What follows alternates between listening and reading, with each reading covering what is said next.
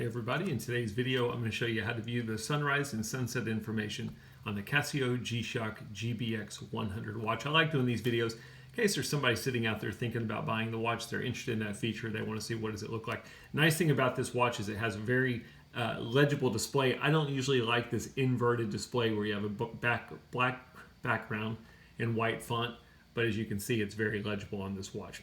Sunrise and sunset, you have two different views you can look at it. If you look here, if I press the display button, it goes through my different displays on this watch.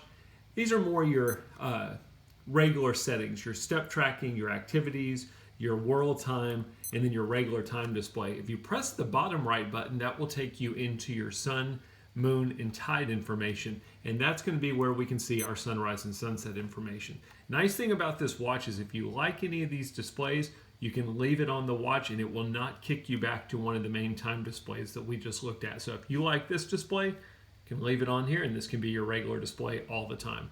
I'm going to zoom in a little bit. One of the negatives is that the font is rather small in most of these screens, so you have to have good eyes to see it.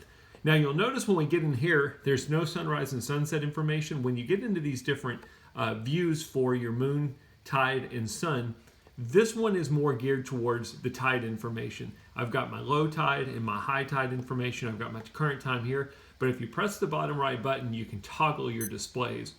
One of the displays is this one, which is really nice for your moon and sunrise and sunset information.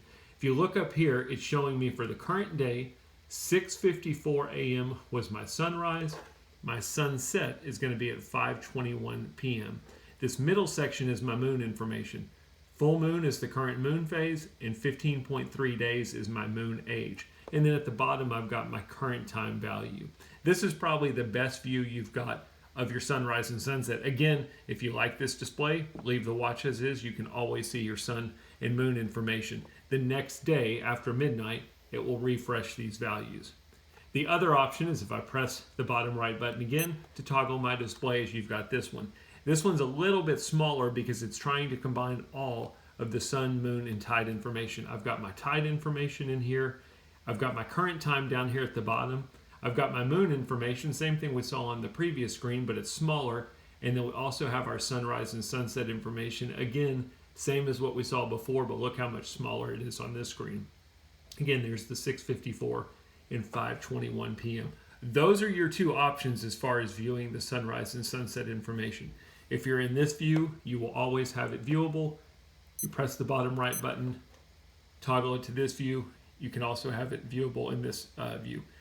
That's really pretty much it. It's not like your Garmin watches where you can set a sunrise and sunset alert or any of that kind of stuff, or go look at it for saved locations. It's always going to use your home location to view the information, and all you've got is a view of it.